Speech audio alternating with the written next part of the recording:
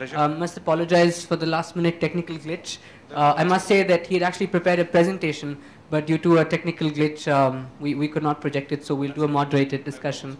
You know, as somebody who's been working with street kids myself, we have a street school in Dharavi, and we're working on a number of projects. What made you, given your background, which everybody has on their agendas, what motivated you to leave your job with Cox and Kings and you co-founded ClearTrip to take this up as a full-time profession? So, thank you. I think, you know, I arrived in India nearly 18 years ago, and you know, when you're a foreigner and you get off the plane, the immense, this visual dichotomy that you suddenly get hit with. You know, you're walking into a city where you have, I think there are about 25 million people here, and it's a city which has probably half that live in the slums and on the streets and half that don't. I guess, you know, because I come from outside that environment, it had a huge impact on me. And at Cox and Kings, you know, we had a couple of thousand people working at Cox and Kings. And what I wanted to try and do was, as a company, involve my staff not just in writing checks, but to really see how we could have some skin in the game, how we could get involved with NGOs, with non-profits in the city. We had great finance people, marketing, communication, etc. How could we build the capacity of the existing sector rather than just write, as I said, these donation checks? So I went out and talked to about 25 different non-profits back in 1998 and realized that we had a very different vocabulary. I think it was very hard in those days to find charities that wanted any form of interaction with. They wanted checks and money, but actually they didn't really understand the value that we could bring because we weren't teachers, doctors, nurses, social workers. So it was very hard, you know. And you know, I think, you know, in those days, you know, what really dawned on me, which is still really how Magic Bus live their sort of their DNA at the moment, is that I also found out in India that there is actually quite a lot of infrastructure. There's quite a lot of resources available to people in India. And what I wanted to try and do is try and understand then if all these this infrastructure existed. I was in South Bombay. That was my world in those days. You know, why were there people on the streets? Why were the schools empty?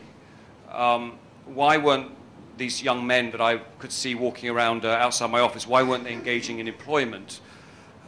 Really, I want to try and understand and get under the skin of young people, and really to determine why they weren't interacting with what was out there already.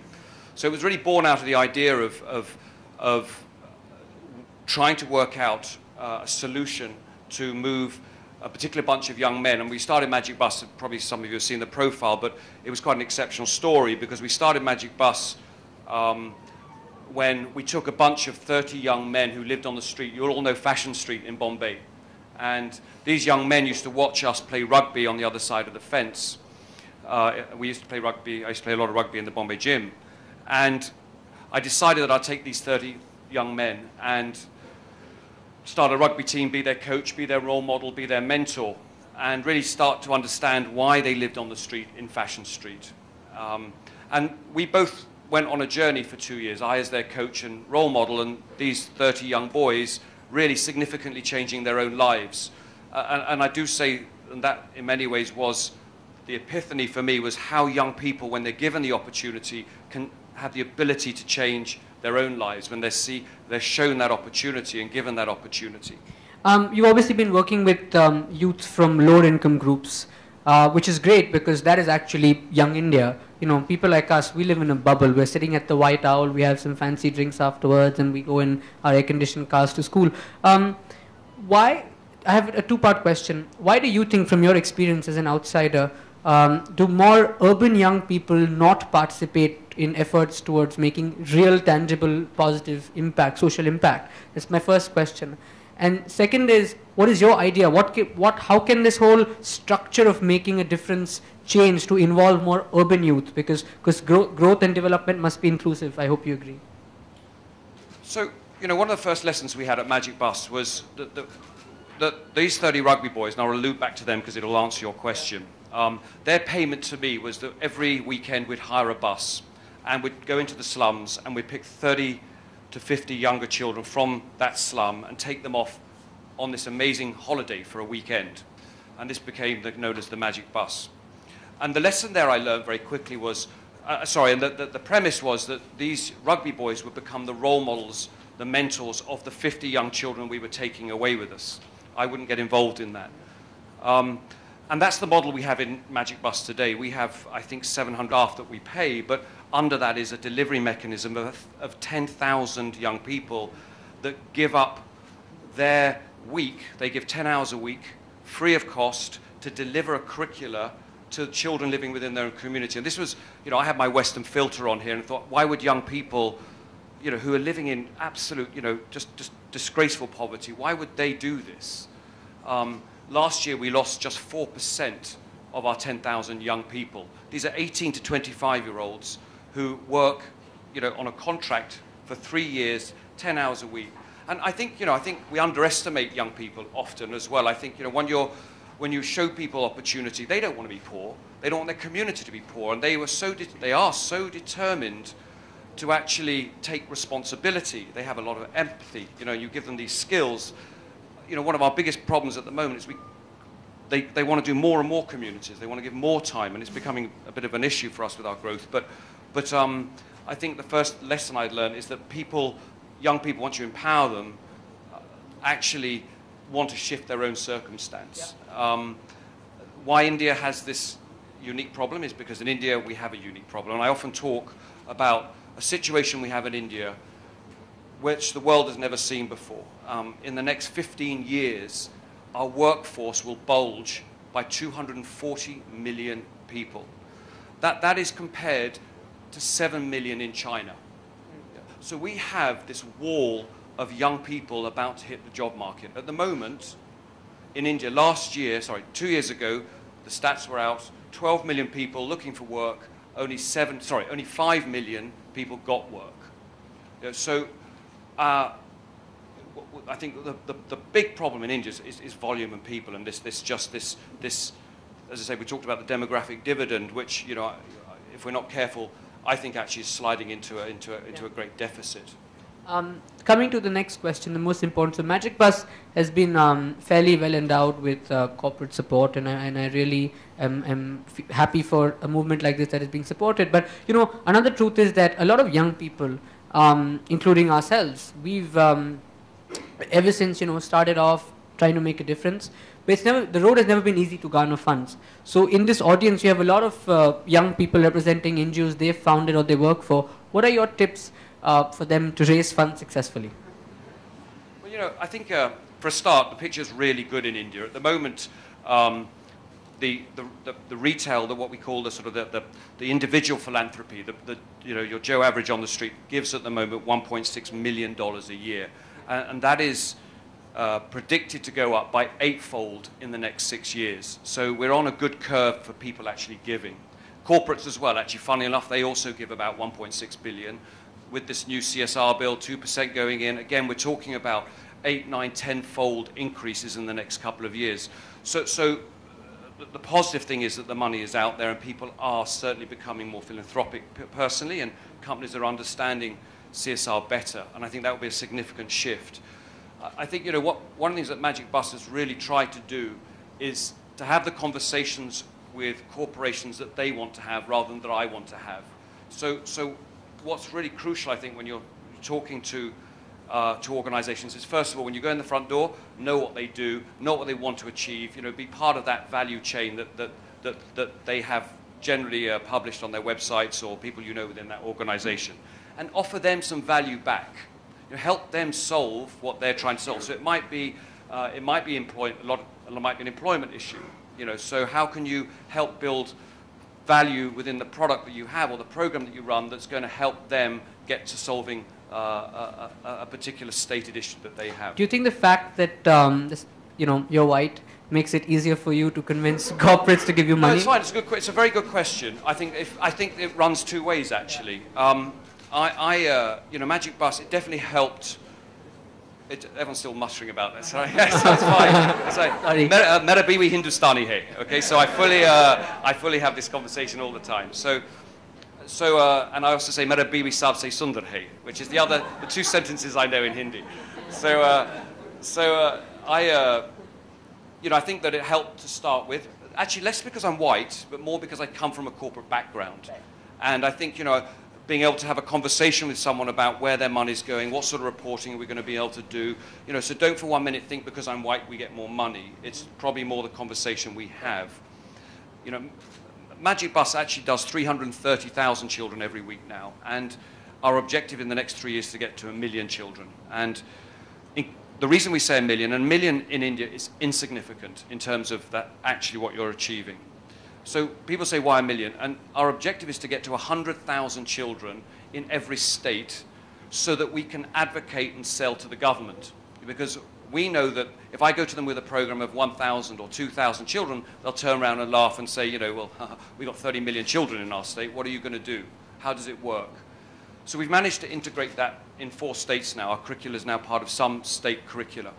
And the reason I say that is that actually it starts to become a disadvantage being a foreigner, and quite rightly so, when you have to start talking on national state platforms. You know, it's important, I think, to be Indian. I'm no longer the CEO of Magic Bus. I have a phenomenal CEO who's, you know, who's part of the executive, and I give guidance to that. So I think the corporate conversation, which is different, has to revolve around values, I think, but importantly, you have to get into that government conversation and understand policy, have the right connections within that system, know which corridors to walk down in Delhi, and that's not something I am equipped with. My second last question before we throw it open to the house. I read on your website that currently you work with about 250,000 kids in 10 states, and you want to reach 1 million by 2015.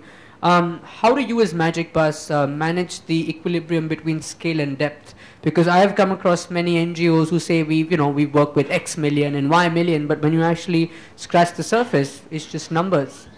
So Magic Bus, we state actually that we work with 330 now, and the 330 that we work with, we state that figure only because we can measure.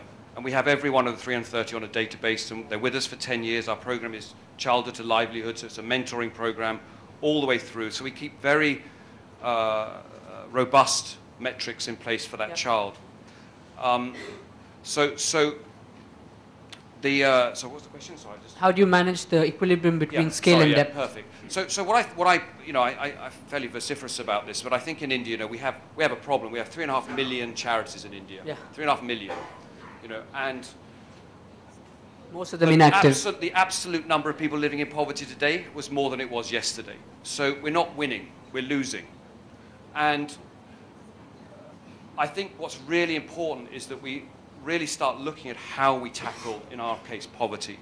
And I think the way you do that has to be through aggregation and scale and collaboration. I think, you know, the way that I view the world, Magic Bus has probably 2,000 different partnerships with NGOs and state. You know, we view the world that, you know, to get a child out of poverty, 20 things need to happen, and you need 20 people that are good at something, whether it's education or health or livelihood. You have to partner with those people to make that happen.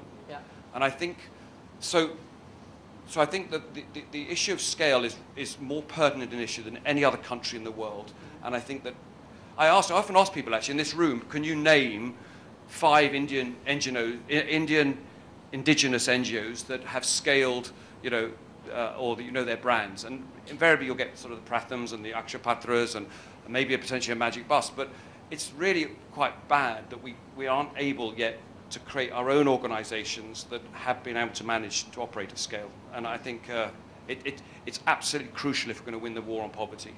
My last question, which is related to a question that I asked earlier, that a bunch of us are working on this idea of making a difference a cool, fun and rewarding process to invite more urban college kids. So, you know, for example, I come from Jai Hind College, and we have a bunch from HR and other colleges. So, you know, I must share the story with you that St. Xavier's College has made 60 hours compulsory, only then you get a degree. Now, a lot of kids argued that why compulsory?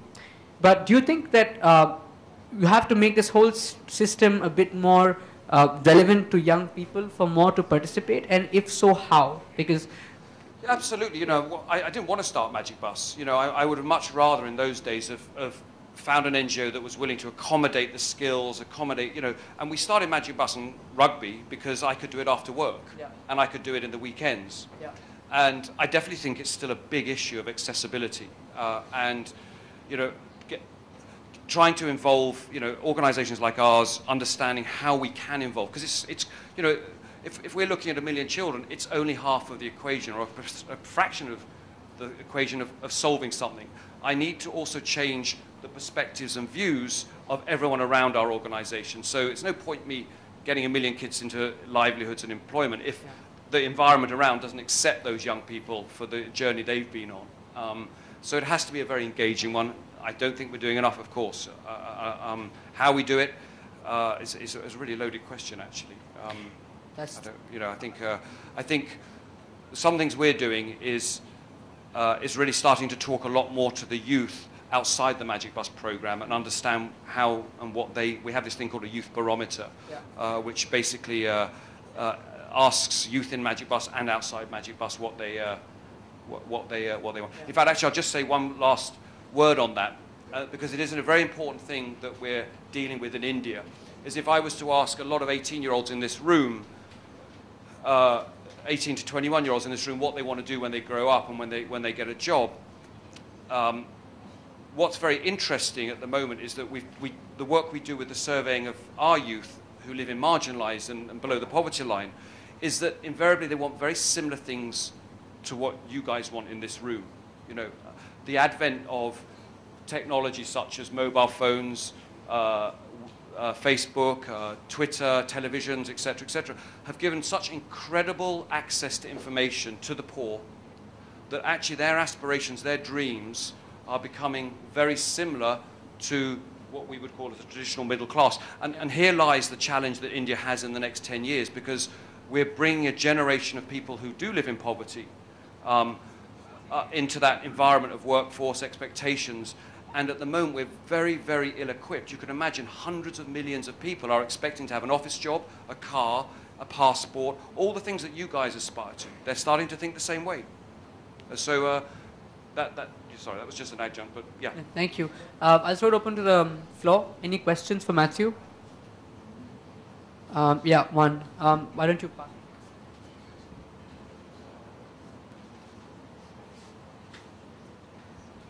Hello, I just wanted to ask you, since you said you left your corporate job at Cox and Kings, so would you say that the youth, the increasing number of people who want to make an impact in the social sector, they do not want to leave their jobs? Essentially, I don't think in this room, even if you conduct a survey, anybody would want to be organized with it full time. As you said that you got time and you started this initiative after you got done with your work and you could devote time in the evening.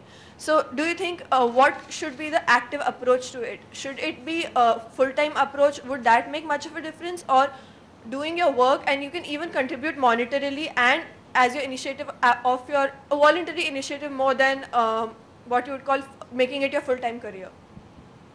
That's a really, really good question. At Magic Bus, we have hundreds of 18-year-olds and hundreds of 65-year-olds walking in our door and saying, can I help?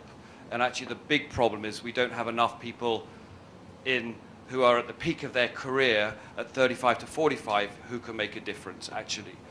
So I think it is, I see this tremendous shift in the last 5 years of young people wanting to get involved in changing their environment. So that's a really positive thing.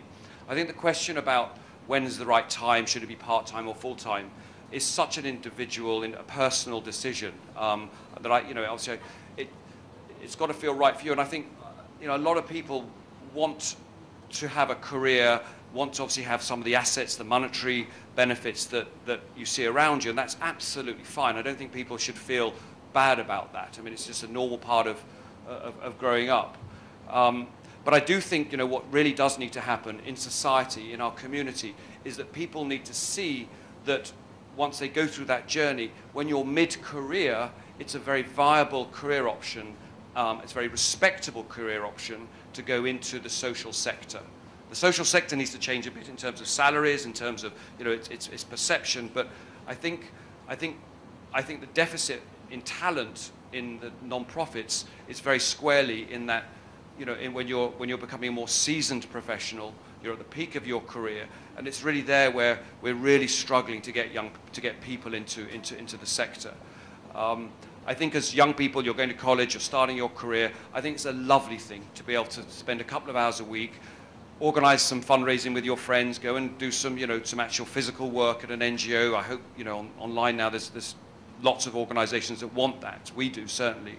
But I don't think you should punish yourself at the age of 19 to think, wow, there's all these poor people, I need to sort of give up my job, I need to be sort of Gandhian about how I approach this. It needs to be, I think it needs to be done in quite a sensible way. Because at the end of the day, we also need your money as well. So I don't mind you being a millionaire, and I'll come and ask you for money. Thank you so much, Matthew, for a very candid discussion. I'm sorry we're running out of time. That's fine, lovely. Thank you very much. Yes.